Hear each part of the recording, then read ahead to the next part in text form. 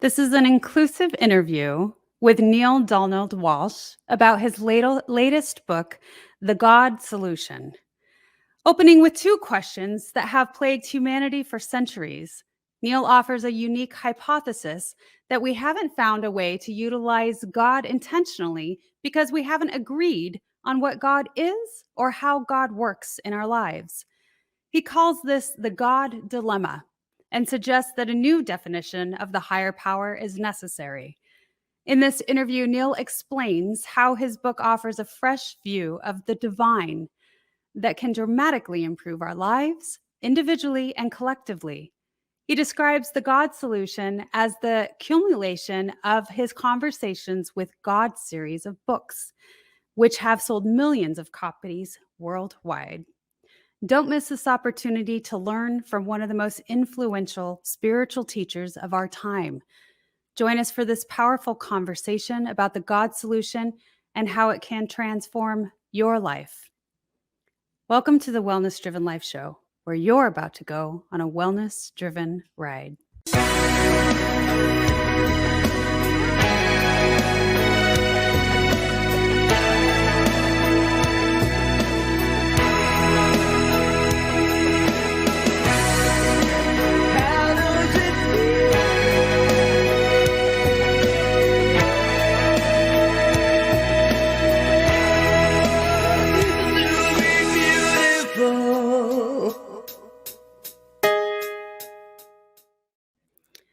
So pleased to introduce our guest to you today.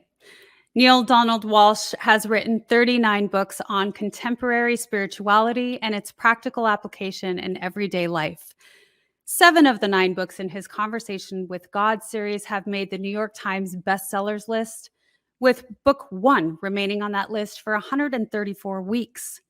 His titles have been translated into 37 languages. He is the creator of CWG Connect, a global online platform connecting people who wish to more deeply explore the messages of the CWG body of work. His latest book, The God Solution, published in December 2020, which invites humanity to embrace a new global ethic based on a refined and clarified definition of God. The book proposes that there is a single statement of spiritual truth upon which all the world's religions could agree, and which could birth a shift of spiritual paradigms around the globe of such magnitude that would produce peace and happiness on our planet at last. Please help me welcome Neale Donald Walsch. Hi, Neale. Hi, April. That was a very sweet introduction, and you're very kind. It's lovely to be here with you.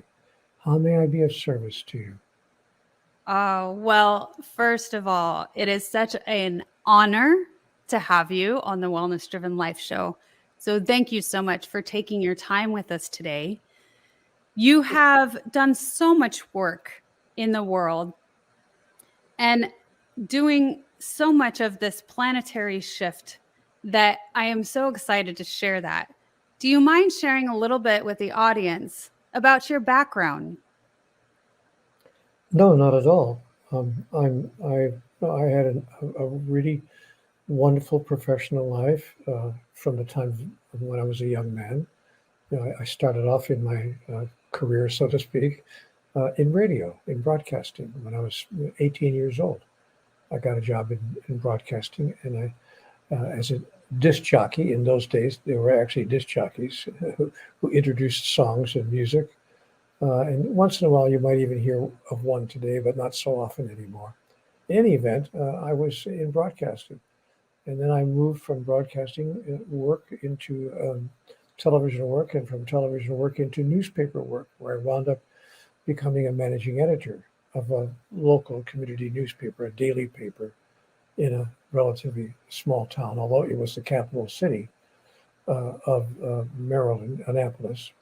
And so I was the managing editor of one of the newspapers there. So I had, and then I finally wound up working, April, for the local school system. They hired me. They were looking for someone who was, could I put it this way, media savvy.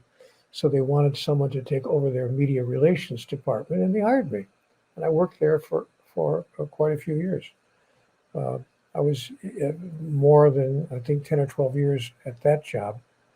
And then I realized that, do I want to continue this kind of a career, these various different things I was doing for the rest of my life? Because I got the sense that I was working for a living rather than enjoying for a living. So I Mm. thought, what could I do that could maybe bring more fulfillment to my life and more meaning, frankly, to my life experience? And that opportunity came when a lady named Elizabeth Kubler-Ross, who's a physician, a psychiatrist, um, she since left her body and returned home. But she was here for a while, and she had written many books, and she was looking for a media consultant, a person who could join her staff and help her deal with the media avalanche that she was facing after her books on death and dying became wildly popular uh, many years ago now. So I went to work with Elizabeth, and boy, did that ever change my life. Well, I'm curious. You had a lot of experience meeting many, many people being in the broadcasting world. And Yes, so you had this initial idea of what human interaction meant, what connection means, and how we relate, how we communicate. And I'm curious a little about that, but also with your relationship with death and dying. Did that kind of open up this new thought process on going into a spiritual realm and those ideas? changed my life completely, April. And that just gave me a bunch of new ideas. It really turned my entire life upside down because Elizabeth Kubler-Ross was the pioneer of the hospice movement. There are hospices now all over the world. She started that movement. Mm, There were no hospices before Elizabeth came along, but she wrote a global best-selling book called On Death and Dying. She came to mm. be known as the Death and Dying Lady, and she, as I said, began the hospice movement. So Elizabeth was a huge, huge influence on my life because she felt that death, as we understand it, simply does not exist. It's just a change of address, if you please, a different place where the soul resides. So that altered my understanding not only of death, but frankly of life. In other words, if death does not exist, if the stories we've been told by most of the world's religions, and by the way, there are 4,223 religions on the face of the earth right now. I didn't make that number up. Just Google it and type in your Google search engine, how many religions are there on the face of the earth? At last count, as of last week, 4,223 religions being practiced now on earth. But It's and amazing. most of those religions tell us that there is what's called life after death. Yeah. But I got to be honest with you. I didn't. I was raised in a Catholic family, so I was raised inside of a religious environment. But it wasn't terribly religious, so to speak. It was simply a culture. I went to a Catholic school, but I wasn't really a very religious person. But I was filled with all the messages of the world's largest religions, the biggest Mm. message of which is, in fact, there is a life after death. And I was told, April, that life after death could go one of two ways. Right. I could either go to heaven, or I could do what many people have asked me to do in the past 40 years, Neale, go to hell. Well, goodness. I hope not. I just can't even see that, Neil. You are such a lovely human being. And you're right. That is very traditional thought and what most of us are taught, that there are this heaven, this hell, this limbo, this, you know, all of Purgatory. these things, right? Purgatory. And I want to go back a little bit to this beautiful woman who began the hospice. And the reason I want to touch on that, because there is such an importance of that. I want to shed light on it, on what this woman did, because it is such a huge thing. It is near and dear to my heart because I cared for my grandmother. We were 4 generations of women. It was me and my 3 daughters and my mother and my grandmother, and we all took care of her. And I was with her when she died. And that was such a beautiful experience, and such a beautiful experience for my children to have that with our loved one. Yes, death is a beautiful experience, and Elizabeth taught me that. I was privileged to actually wound up traveling with her, talking to bereaved parents, bereaved family members of those who have passed on, and sometimes in very difficult and challenging circumstances. There was a city on the East Coast in the United States, doesn't matter which one now, but there was a man in that city that was running rampant. He was a serial killer, and he was killing people right and left in that city. And they didn't know what to do. They finally found this killer and caught him. Of course, he went to jail for life, but they didn't know what to do with all the bereavement, all the sadness that he had caused in that city. So they called Elizabeth's office. Could she come out and actually talk personally with the many, many people? We're not talking 3 or 4, but 60 or 70 people who had suffered one way or another by family members having been killed by this serial killer. I went with her on that trip, and I watched her one-on-one dealing with bereaved children, bereaved parents, people in deep grief. And I watched how she interacted with people in deep grief over the death of their beloved. And that taught me a great deal, not only about how to deal with people in grief, but the whole idea that people have about what death is really like and what occurs after death.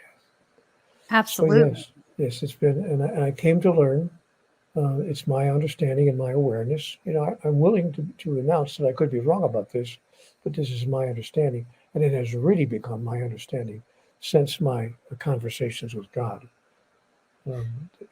which is an experience that I had in my life that all of us, by the way, are having all the time. Just so everyone understands, I'm not sitting here thinking that or saying that I'm the one who has conversations with God. The first message of that book is that we are all having conversations with God all the time. We're simply calling it something else, because who wants to be ridiculed or made to feel like they're somehow wrong about that, or that there's something wrong with them. So they don't call it conversations with God. We'll call it women's intuition, or sudden insight, or an epiphany, or in a moment of awareness, or whatever words we want to use to describe the same exact experience, which is that still small voice within, speaking directly to us and bringing us insight, understanding, and awareness. And I simply happened to write down a series of questions. I wasn't satisfied with leaving it things at 1 or 2 questions, like, what should I do now? Oh my God, what am I going to do? But I began writing a whole series of questions because nothing in my life was working, and I wanted to know why. And by golly, if God didn't answer all of my questions. So I wound up actually putting it into a book because I was told to. I was told, Neale, you will make of this conversation one day a book. And many people will have access to it. And I thought to myself, now I got you. Because I really did say that to God. I said, now I got you, because either this is just a figment of my imagination, either I'm making it all up, or what you're saying will come true, because there's no chance in the world that any legitimate publisher, I could self-publish, but no other publishing company is going to actually put this book out by a man who says he's talking to God. I could just imagine the publisher, April, going out to the workroom floor saying to his staff, hold the presses, stop everything. I got a guy here who's talking to God. It's not going to happen. And I knew it wasn't a chance in the world. It wasn't one chance in a million. So I did send it to a couple of small publishers on the East Coast. I didn't send it to any major publishers because I knew there wasn't a chance. But I sent it to a small publisher, and by golly, he put the book out. If it's meant to be out, it is meant to be out. And the world has definitely taken in all of your words and writing. It's definitely been pushed out, and especially your community that you have built around the conversations with God, that people are starting to understand your insights and wisdom. And I wanted to say Now, that, can I stop you? I'm yes, of sorry. I hate course. to stop you in mid-sentence, but when you start saying people are beginning to understand my insights and my wisdom, whoa, No, we're going to stop right there. They're not my insights and they're not my wisdom. I'm an average person like everybody else. I know no more than anybody else knows. I don't have any more wisdom than anybody else has. So I'm not sitting here suggesting for a minute that I'm a person filled with wisdom and insights. But having been a newspaper reporter, I do take good notes. And I know how to Mm. take dictation. And when I'm given dictation, when I'm given good notes, I write fast. I took them down in handwriting, and I made notes of everything that I was said. The wisdom and the insights you're talking about, April, are those that were given to all of humanity in the Conversations with God books. I had nothing to do with creating that wisdom or that insight. I simply took dictation. What are some of the most aha messages that you have received? I remember the first one vividly because it bowled me over. The first insight, the first message that I received is the one I just told you about a minute ago. And God said, look, because I asked God, I'm having a conversation here in writing. And I put down, why are you doing this? Why are you talking to me like this? Why me? Why did you choose me? And God said, Neale, I did not choose you. I talk to everyone all the Mm. time. The question is not to whom am I talking? The question is who's listening. Powerful. Then I was given some other interesting messages as well. The first message that stunned me theologically was this. I was told very early in the conversation, there's no such thing as the Ten Commandments. I said, what? But religions are, several religions I could know of are based on that set of instructions we got from God. Yeah. God said, no. I didn't give anybody any commandments. I command no one because we are all one. There's no separation between. Who would I command? Myself? Would my Mm. right hand tell my left hand what to do? And Mm. would my right hand actually slap my left hand and punish my left hand? Would my right hand punish my left hand if my left hand wasn't doing what I told it to do? I mean, what are we talking about? Neale, you don't understand who I am. I said, you're right. I don't understand who you are. Then I was given other interesting messages. There's no such thing as right and wrong. God said to me, I will never forgive you for anything. I will never forgive you for anything. Don't even ask. Mm. And other messages as well. There are no victims and villains in the world. And a whole series of messages about life, the reason that we are on the planet, who we really are. The biggest, most important message was, Neale, your life is not about you. I know you think it is, but your life has nothing to do with you. Your life is about everyone whose life you touch and the Mm. way in which you touch it.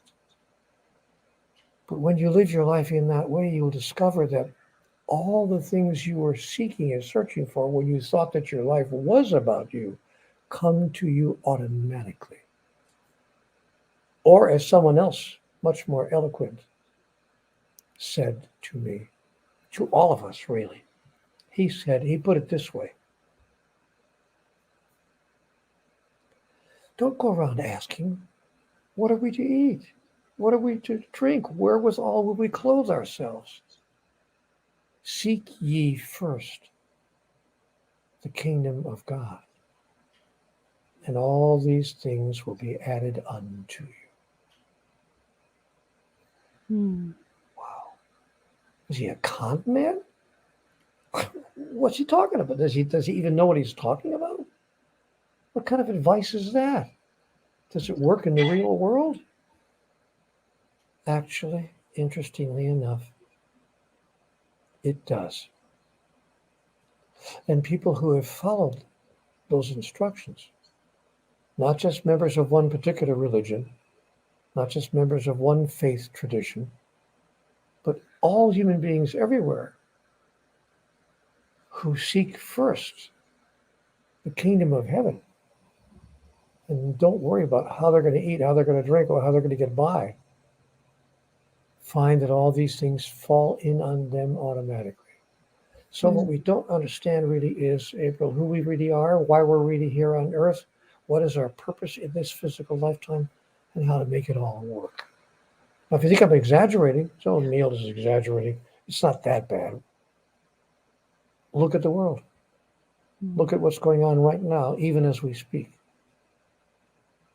They're fighting a war right now between two countries because one of the countries doesn't agree on where the other country drew a boundary line.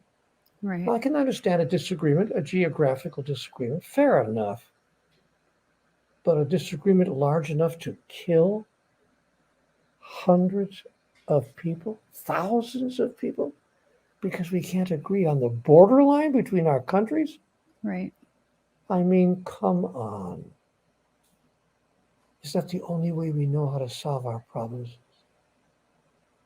Is to bully each other and ultimately kill each other? But today, that's what we call leadership. We actually call that political leadership. We admire political leaders who bully each other, who use verbal insults with each other in order to make their point. We've lost our civility as a so-called civilization. We do. We have so much ego innately within us, right? And so you've talked a little bit about the servitude that we should be doing and seek the higher power. And how would you say, what is the best way for us to tap into that? To want to. April, desire is the first and really only important step. There's no one particular way. When you ask a question, what is a way or what is the best way? There is no one size fits all answer to your question. Some people will find it through meditation. Some people will find that connection through visualization, guided imagery. Some people will find that connection through prayer. Some people will find that connection by simply sitting down with a tablet and writing some questions out and hearing answers in your mind. Some people will find it by taking a walk in the woods. Some people will find it by simply being quiet for a moment. There's no one size fits all answer, but desire must be there. We must, well, in fact, I'll go further than that. There's kind of like a 3 or 4 step process. First, we have to believe that there is such a thing as God. You can't make the connection if you don't think it exists. So we really have to hold a firm belief that there is a higher power. Now, fortunately, April, on this planet right now, it turns out that 8 out of 10 people do at least hold that belief. Surveys have been taken by anthropologists in most of the countries of the world, where they asked a single question. It was a 1-question survey. Do you believe in a higher power? And 8 out of 10 people said yes. They couldn't describe it specifically. They couldn't announce what they thought it was or what it wanted, if it wanted anything, or what it did if it didn't get what it wants. But they did say that there's something more going on here than meets the eye. There is a higher power. So we got 80% of the people believing in a higher power, but not knowing what that higher power is, what it wants, how it works, and how to use the way it works to make our life work. And that's the sadness of our belief. So here we sit with this understanding that there's a higher power and no awareness of how to go further with that. Because we can't even agree among ourselves what it wants. That's why we have 4,000 different religions. Because some religions are telling us you have to dress a certain way, or you have to eat a certain way, or there are certain things you should not eat, certain things you should not say, or certain things you should never do. And if you do these things, God will punish you. because we've decided that God is a judging, condemning, and punishing deity. We, we've created God in our own image. We think that God is like us. There's many people who definitely believe that we have this God that is angry, these old theological thought processes on, he's going to punish. Well, yeah, to be fair, I don't think that we think that God is angry unless we make him angry. We So I think create that. most people believe in a loving God. Most of the members of those 4,000 religions believe that God is a loving deity. But they also agree or believe that if we anger God, then God will, in fact, because that's what love does. Love judges, love condemns, and love punishes. You But know the in old fact, saying it that doesn't. a parent says to a child, "This hurts me more than it hurts you, Yeah. son." You know, so we bought into the whole idea that love punishes. But does love Mm, punish with everlasting damnation? I mean, everlasting torture right. in the fires of hell? Let me share something with you. You're going to find this hard to believe, but as I said, I was raised in a Catholic school. The priest used to come to our class when I was in third grade to teach us, the doctrine of the church. And one week he came in to teach us about mortal sin and venial sin being kind of a spiritual misdemeanor. And mortal sin, it was explained, is a sin that God cannot forgive, will not forgive, unless we are, given absolution by a priest. But if we should die with that sin on our souls, so to speak, we'll be sent right to hell. So I can remember I'm 9 years old. Father, can you give me an example? What's a mortal sin? What will God send me to hell forever to be punished if I do it? Like murder somebody, or what would it be? And the priest said, well, yes, murder would be one. But I could give you an easier example for you to understand. If you miss mass on Sunday, I said, what? If I miss church on Sunday, it's a mortal sin? Mm. I'll go to hell if I don't get to confession and have the priest give me absolution? Priest said, yes, that's a mortal sin. I thought, you know, no, that can't be. God wouldn't send me to hell for the rest of eternity because I missed Mass last Sunday. I sure hope that he wouldn't because I did miss Mass on Sunday. I went to Mass almost every Sunday of my life, almost every week. But I did miss Mass last Sunday. I decided to go play baseball because it was a beautiful, beautiful day and I wanted to go to the playground. So I skipped church that week and I went to play baseball, softball at my local Mm. playground. Now, do you think I'm nervous? Now, the priest is telling me 2 days later in school, I'm going to hell if I don't get to confession. How fast do you think I was waiting to get to confession?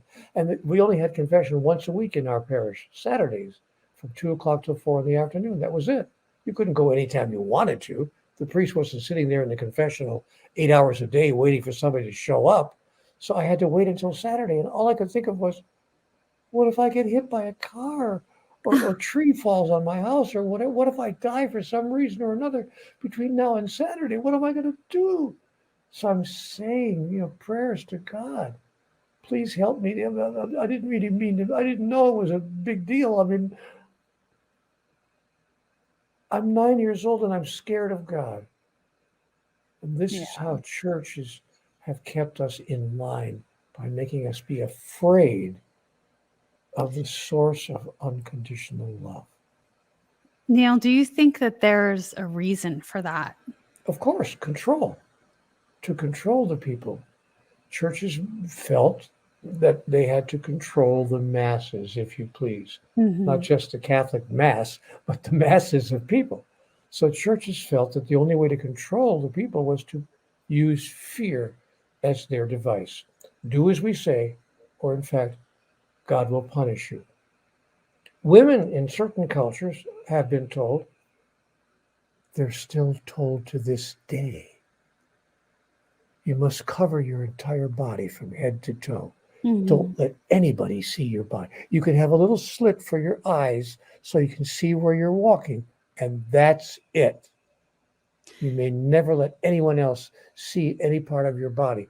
God forbid somebody should see your beautiful hair, or God forbid somebody should see the actual shape and form of your beautiful female body. Right. Your God creation. forbid someone should actually see you naked. Oh my heavens. Oh my gosh. So we are told that in some cultures, there are cultures on the planet right now where you cannot go to a college. Universities are not allowed to accept you as a student if you have a vagina. I'm not making this up. This is true to this day This day, yes, it is. because of religious doctrines that we say that God requires and that God demands.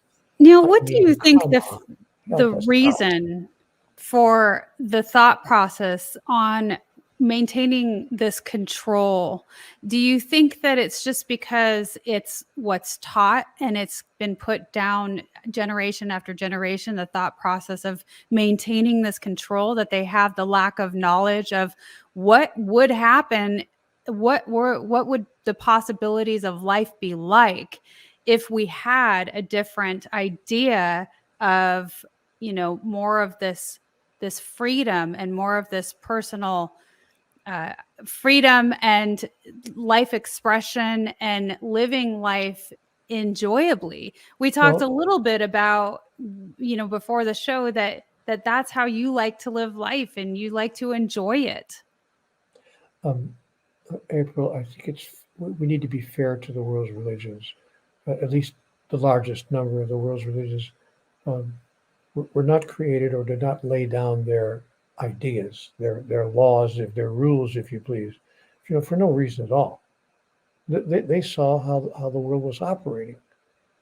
Before the Catholic Church became the Catholic Church, people saw how the world was operating. We were killing each other right and left. We were taking over countries. We were, That's we were stealing. We were robbing. We were not behaving well. Is the point. right. And So you have so, to have order in some fashion. yeah, and so to be fair, the founders of the world's great religions thought, well, maybe we need to place in to put on on paper, if you please, to put in writing and to share with as many people as possible the ways that we could live better and stop all of this killing and all of this Yeah. nonsense. But you know what's interesting? It hasn't stopped. No. We've got 4,000 religions that we're still killing each other Yeah. over border lines between countries. Yeah. We still Well, have 600. Let me share with you a statistic that might mhm. interest you. 653 children die on this planet of starvation every year. No, I had the number wrong. I meant to say every month. I'm sorry. Wait, I'll get it right. Every week. No, no, no, no. Wait. Let me get this right here. 653 children die of starvation every day. Mm. No, every hour. April, 653 children die of insufficient food every hour on this planet. And we call ourselves civilized. We say, well, what can we do? What could we do? We can't do anything about it. Really? I mean, really? Are we that dysfunctional? Are we that impotent? We can't do anything about the way we are as a civilization? So yeah, it's not about, well, we just want to live a wonderful life. Of course, we all want the best life we can get. But, it's about what would it take for us to decide Mm. that we should stop behaving the way we're behaving with and toward each other. Now, the answer to that question I have placed in the book. At least my answer could be the wrong answer. I'm willing to be wrong. But I did place an answer in the book, the God solution, which shares with us the idea that was given to me in my conversations with God about how we could change the world virtually overnight if we simply adopted a different idea of who and what we are, why we're here, and who and what God is. Simple as that. Mm. Is a very good resource to go to your community that you have created. Yeah, well, I don't want people to think I'm starting a new religion, so I'm not sure I'm creating a community in the sense that that sounds like. But I have placed on the internet a location where if people want more information, as they Yeah. do choose to share with each other and talk with each other, which the internet now gives us an opportunity to do, they're welcome to do that. You can go to CWG, which stands for Conversations with God, of course, cwgconnect.com. And I don't want anyone to think I'm trying to create some worldwide community. I'm simply wanting to make sure that people have the resources they would like to have should they choose to change the way life is being lived on this planet. But I got to ask you a question, April. Yes, please. Have you ever allowed yourself to be seen naked by another person? I have, Neale. Oh my God. You actually allowed yourself to be seen naked by someone else? I have. Oh my God. Oh my I God. hope I will not be punished for such a thing. But yeah, a lot of it, I would say, and maybe you would agree or disagree, but it's the perceptions that we have. And you have talked a lot about love and unconditional love.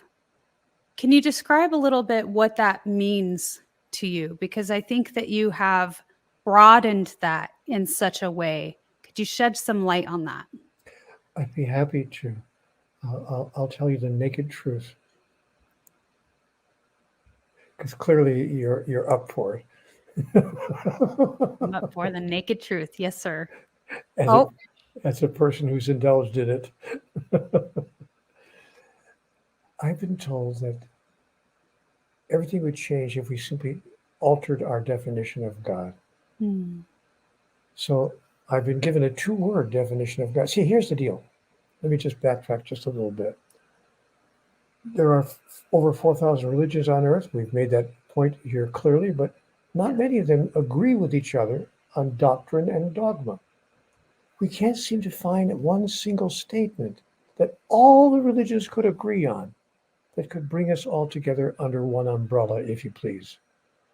But what the God solution offers us is that single statement, the one single statement that could unite all the world's great religions under one doctrine. And here's the statement. It's a new definition of God. God is pure love. Hmm. Now, when I make this statement in front of an audience, April, somebody in the back of the room will usually say, "Oh, Neale, come on. I've been sitting here for 25 minutes listening to you yammer away to tell me that your revolutionary new idea is that God is love." Everybody agrees on that. Even the religions that have different dogmas, they all agree that God is love. Come on, Neale. I have to say, whoa, relax, relax. I didn't say that God is love. That's not what I said. I said God is pure love. Now, my friend in the back of the room will say, okay, what's the difference? The difference is that pure love, or what you called a minute ago, April, unconditional love. The difference is that unconditional love, pure love, God's love,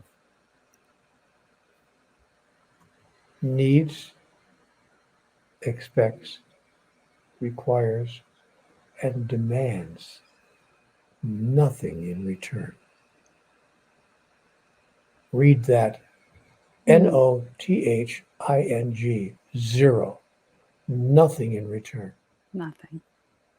We can't even love the person on the pillow next to us Hmm. with pure love. Forget about the rest of the world. Well, and there's no need for forgiveness.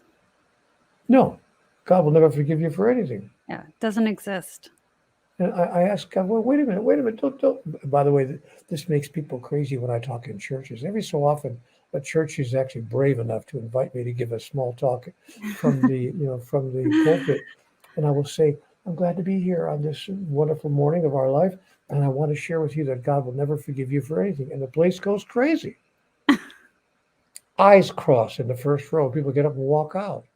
I say, Well, well, that's wait. so liberating, though, Well, to when you me. understand, let me help people who are wondering what I'm saying, or at least what I mean by what I'm saying. Let me explain that. God will never forgive us for anything because she doesn't have to. Because nothing we could do or say or be could anger or frustrate or upset, much less damage or injure God in any way. Therefore, we can't affect God in any negative way any more than, to use an example, a 6-month-old baby could hurt or injure or damage you in any way that would require you to forgive a 6-month-old baby. And I say to my audience, those who stay in the church, some of them have left, but I say, let me ask you a question. How many of you have ever held a baby in your arms? Maybe you don't even have your own children, but maybe you've had the blessing of holding a lovely infant in your arms. Most all the hands in the church go up. Yeah, I've had that experience in my life. Great, I say. Now, supposing that you're holding this 6-month-old baby in your arms, picture of utter perfection, the beauty of unbelievable innocence, and the child has an unfortunate biological accident while you're holding her. What do you say to the child? It's okay, sweetheart. I forgive you. Right. Of course not. Forgiveness. We understand forgiveness is not on the agenda. Forgiveness has nothing to do with it. You don't have to It forgive just a child. is. It's just nature. So who we are children in the eyes of God. Well, when we start talking about all of the horrible injustices, we talked about the number of children who die from starvation and the energies that what we dictate as negative. And yet you're saying that there's no positive nor negative. No, I didn't quite say that. There is positive and negative energy. What I said was there's no Okay. such thing as right and wrong. Right and Those are wrong. entirely different statements. Okay. So there is, of course, positive energy and negative energy, but there's no such thing as right and wrong. You know, what we called wrong 150 years ago, we call right today, incidentally, in case you haven't noticed. Things And change. what we called right 250 years ago, we call wrong today. Absolutely. So guess Yeah. what? Right and wrong are up in the air. We're just juggling plates up in the air. There's no such thing as right and wrong. There is only what we decide from moment to moment is right and wrong. And by the way, I'm not making a joke about this, but I thought I pretty much had at least a sense of some things that are so-called right and so-called wrong. Then I went to one of the cities in Europe. It's a city called Amsterdam. Interesting place to visit. It is. Yeah, because they have brothels on the street with windows. I mean, picture windows where beautiful ladies are displaying their goods, if you please, and inviting people to come in and enjoy them in physical ways, which in this country we would call wrong. But that's not the only thing that I found in Amsterdam. There are stores that sell you any kind of drug you want to buy. You just go in and buy it like you were buying a bottle of hair tonic. You can get whatever you want. Mm-hmm. Yeah, hello. It's I mean, very different than what so, we experience in the US. Yeah. but you know what? You don't even have to go out of the country. Just go to Nevada. You understand that prostitution is legal in certain counties in Nevada. Yes. Hello, but Yes. it's not legal in Sheboygan, Wisconsin.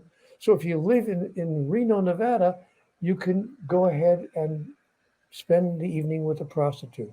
But if you do the exact same thing in Sheboygan, Wisconsin, they'll put you in jail. Yeah. So there's no such thing as right and wrong. We're making it all up. So the trick is to make up what we decide to call right and what we decide to call wrong in a way that makes sense. And Mm. right now, we seem to be, as a civilization, singularly unable to do that with any kind of consistency whatsoever. But Mm. is there Yeah. positive energy and negative energy? Of course there is, and we can feel it. We can feel positive and negative energy in your body. You can feel it in your bones. No one has Yeah. to tell you what feels positive and what feels negative because you know exactly how that feels. And we all know what it feels like to be loved, and we all know what it feels like to not be loved. It's really quite simple. But here's the deal, April. Human beings have not decided. They've not made a choice. They've not answered the biggest question facing humanity. Who am I? I mean, really, who am I? Am I this? Is this who I am? Am I my body? Is this who I am? Am I the sum total of my thoughts? Am I my mind? Or is it possible, just possible, that I'm more than this? Is it possible that I'm actually a soul? Is it possible that I'm a spiritual entity having a human experience? Now, you know what's interesting? A lot of people think that's true. A lot of people actually hold that as their truth. They simply don't live that way. They think it's true, but they don't live their truth. They don't step into living as a soul for a Mm. very good reason. They don't know what it looks like to do that. Right. Well, you describe it as that pure love. And when we can come to that understanding of being and living in that pure love, then anything that happens to us, or what we would say, and I would love for you to explain it in your own way, but some of the things that I have gotten to you from some of your ideas is that we will come to a point where it doesn't matter what happens to us, positive or negative, that we think, and and we'll be acceptant of it, or we'll take it in and know that it's maybe for our greatest good. But I would love for you to say that in your own words, please. When we understand why another person would say something or do something with regard to us that doesn't feel good over here, then forgiveness is not necessary because understanding replaces forgiveness in the mind of the master, just as it replaces forgiveness in the mind of God. And that's who we are. This is the answer to the question I asked a moment ago. Who am I really? Who am I? Oh, the answer is an answer that most people have a difficult time embracing. I am an individuation of divinity. I am an individuation of God. And just as nothing can hurt, damage, injure, or frustrate or anger God, nothing can hurt, damage, injure, or frustrate my soul. Mm. My mind can be hurt. You can hurt my feelings. My Mm-hmm. body can be hurt. You can certainly hurt my body. But these are not things I am. This is not what I am. I'm not this, and Yeah. I'm not this. Who I really am cannot be hurt by what you do to these things here. And in case you think I'm making this all up, there was a gentleman who lived here on the planet a few thousand years ago who demonstrated that specifically and directly in order to Mm. make the point. Mm-hmm. Oh, I see. You think you could actually kill me in front of a bunch of people, hang me up on a cross, and that this is going to somehow damage or injure or hurt who I really am. And so he said, listen carefully and watch very carefully, and you'll see who I really am. But now here's what we missed in the message. He also said, who I am, you are. He actually said to his followers, if you please, his disciples, why are you so amazed? These things and more shall you do also. Mm. And there are very few miracles that were performed by this man, which we have not come as a civilization to be able to perform. Yeah. Even coming back from the dead. Yeah. Neale, what are your thoughts on, I don't remember exactly, but biblically, when three or more come together, miracles are performed. Do you feel that we are able to perform those miracles when it involves more of us and not just ourselves? And we have the connection piece, the power of prayer, for instance. There's no question about it. See, all of life is energy. That's all we're talking about here. Yeah. Everything is energy. This is a form of energy. This is a form of energy. Even our soul is a form of energy. Everything is energy, if you please. And there is, as we mentioned a minute ago, positive energy and negative energy. Like the two sides of a magnet, positive energy and negative energy. So if we use what we call positive energy in a way that we choose to employ, to project it into the world at large, to project it out into the universe, it can and does have an effect. We all know about the power of positive thinking. I mean, Norman Vincent Peale wrote a fantastic book about that about 100 years ago. About 85 years ago, he wrote a book called The Power of Positive Thinking. And he's not the only person who's talked about that. Right. Later books have been written as well. Books by Esther and Jerry Hicks and many, many more books on the so-called power of positive thinking or the power of autosuggestion. Now imagine we've been invited to look at. Imagine what would happen if bunches of us started projecting positive energies on a particular topic in a particular way at the exact same time. Yes, there is enormous power, just as there is enormous power when many people get together and think the same negative thoughts in the same negative way, which is what's happening right now on our Absolutely. planet.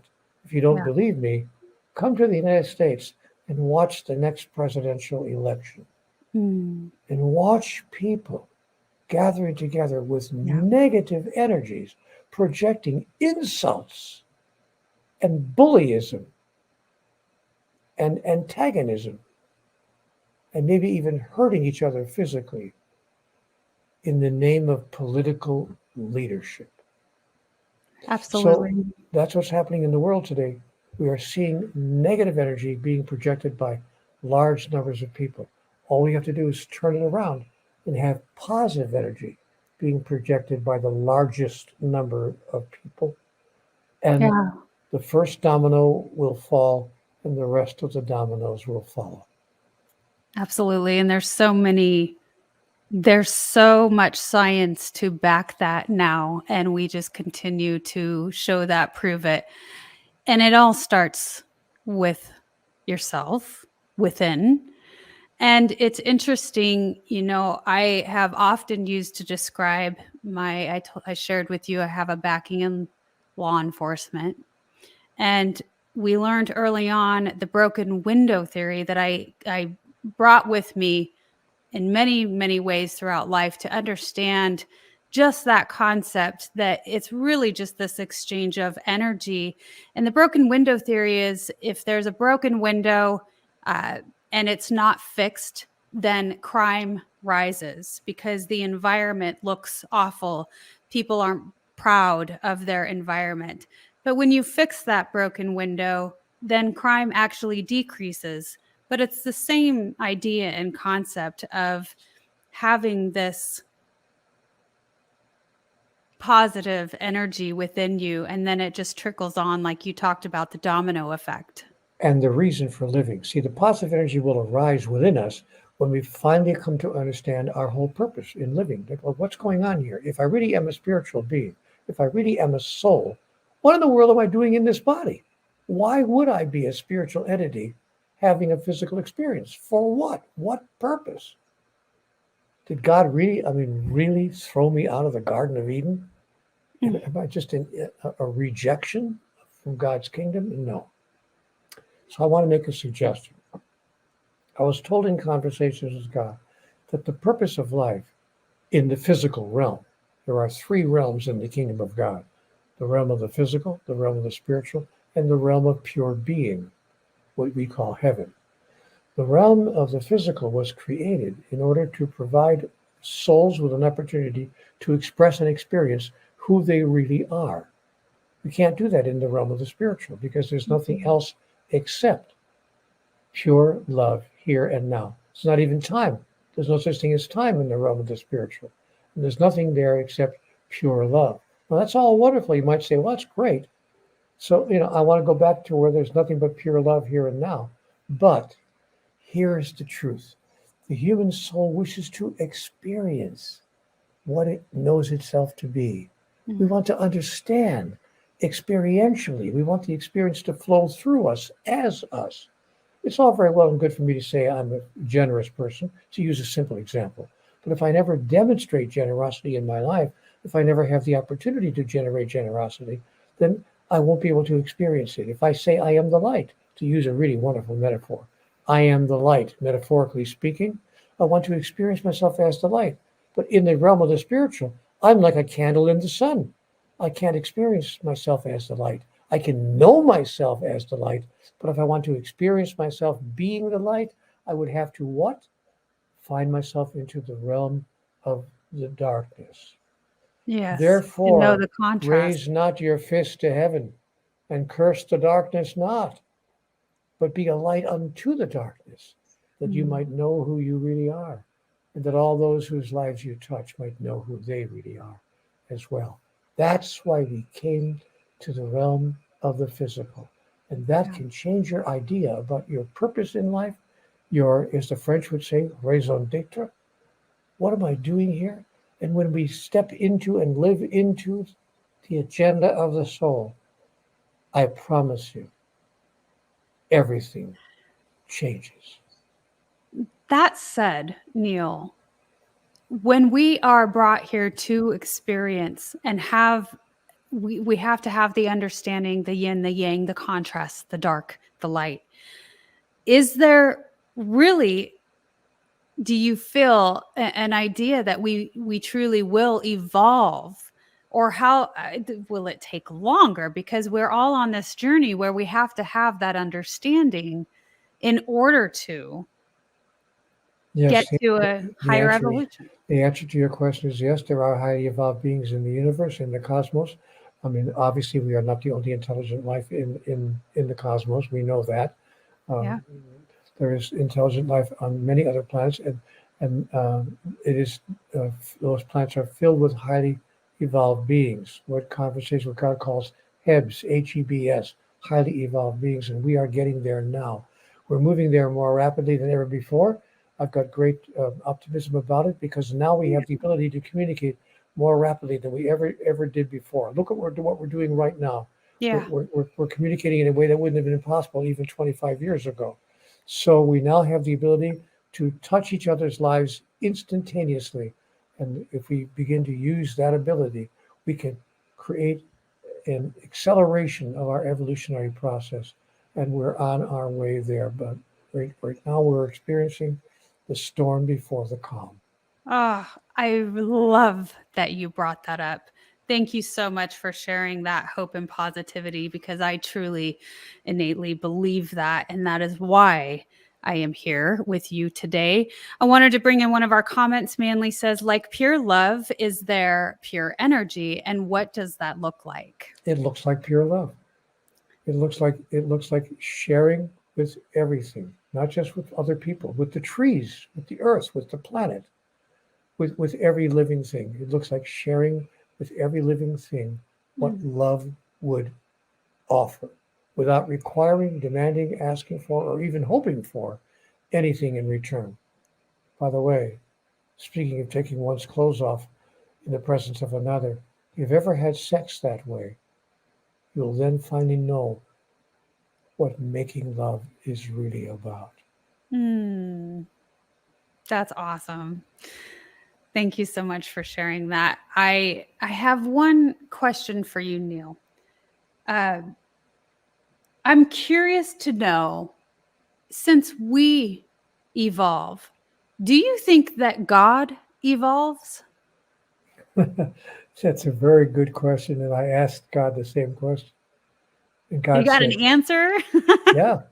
She said, well, I don't evolve in the sense of becoming something that I'm not now, because I am everything that there could be to be, but I am enlarging my experience of all that Mm, I am. And enlarging one's experience is not exactly the same as evolving, but it is making an even grander and grander and grander experience. Let me give you an example. yes, please. April, have you ever loved anybody in your life? Absolutely. Really? Yes. Uh, have you ever had the experience of loving them more later than you did at the beginning? Yeah. Do you think it's possible for you to love too much? You know, when I find myself feeling like I can't love anymore, I surprise myself because it just keeps getting better and better. That's the answer to your question about God. God says, you know what? It keeps getting better and better. Yeah. Awesome. I love that. Neale, it has been such a pleasure. Is there anything else that you would like to share with our audience today? Step into the world with a decision to be who you really are. Decide to demonstrate to yourself and to everyone whose life you touch your true reason for being in the physical realm, and see what happens. Do it for a week. Just try it for 7 days. Dare you, double dare you. But be careful, because you may never go back to who you once were. Allow every thought, every word, every action that proceeds from you to be a demonstration of your individuation of divinity, and watch what happens. Thank you so much, sir. And I called you, sir. You told me not to. Thank you, Neale.